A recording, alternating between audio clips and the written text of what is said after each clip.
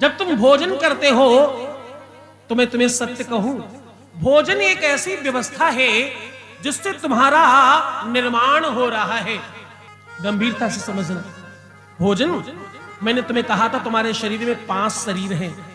ये बड़ी वेदांत की बात है, इसलिए तुमने ध्यान ही नहीं दिया। 5 शरीर है तुम्हारे अंदर, तुम अकेले नहीं हो। बाहर वाला ये जो खोखा है, ये जो बाहर का आवरण है ना, जैसे वो अखरोट में होता बाहर, वो ये बाहर का खोखा जो है, इसको अन्नमय कोश कहते हैं।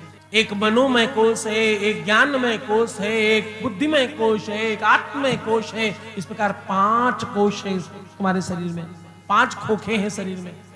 अब मैं तुम्हें बिल्कुल स्पष्टता से कहूं, ये बाहर वाला जो तुम्हारा अन्नमय कोश है, ये अनाज से बनता है। तुम अच्छा अनाज खाओ, खूब सारा खाओ तो मोटे हो जाओ, कम खाओ, डाइटिंग करना शुरू करो तो पतले हो जाओ। इतनी बात तो तुम जरूर समझते होगे। अन्नमय कोश है। और दूसरी बात, अन्न से मन का निर्माण होता है। तुम कहते हो ना मन नहीं लगता, तुम बोलते हो ना मन खराब रहता, मन शांत है। इसका मतलब क्या? अन्न खराब है। क्योंकि जैसा खाओगे अन्न वैसा होगा तेरा मन, जैसा पियोगे पानी वैसी ही तुम्हारी वाणी होगी, जैसे तुम पानी पियोगे।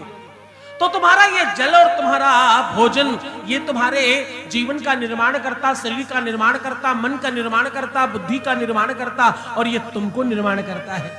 तुम्हारे शरीर में रोग आते कहां से है मालूम? अन्न के रास्ते से, अन्न के माध्यम से।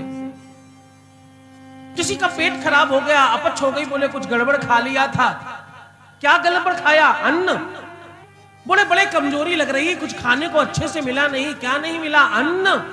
अन्न से ही तुम्हारी पहचान है, अन्न से तुम्हारा निर्माण है, अन्न से तुम्हारा सोपान है, अन्न से तुम्हारा कंस्ट्रक्टिव लाइफ आगे बढ़ता है। तो अन्न बिना प्रणाम किए, बिना उसको नमन किए, बिना मंत्र बोले नहीं खाना चाहिए। अन्यथा शरीर रुग्ण होता है, शरीर रोगी होता है, और काया धीरे धीरे क्षयित होने लगती है। तुम्हारी त्वचा, तुम्हारी खाल, तुम्हारी कांति, तुम्हारी सौंदर्यता घटती बढ़ती क्यों है? अन्न के कारण, अनाज के कारण, भोजन के कारण। बाल झड़ रहे हैं, आंख कमजोर हो रही, नाक कमजोर हो रही, कान से सुनाई नहीं पड़ता, नाखून खराब हो गए हैं, खाल में खुजली हो रही, जाने क्या क्या भगवान, कितनी सारे रोग। हड्डियां कमजोर है, कमर ठीक नहीं है, घुटना दर्द करता है, कंधा ठीक नहीं है, गले में दर्द है, और जाने कितने सारे रोग। ये क्यों? अनाज की वजह से। पुराने लोग 100-100 साल तक जीवित रहते और खूब टकाटक चलते रहते। क्यों? अच्छा अन्न खाया है। लोग कहते खान पान ठीक था, इसलिए देखो बाबा कितना चल गए। मैं बिल्कुल स्पष्टता से कहूं, अन्न को प्रणाम करके, अन्न का मंत्र बोल कर ही, ये अन्नपूर्णा है, ये परमात्मा है, तो बहुत कुछ ना आए।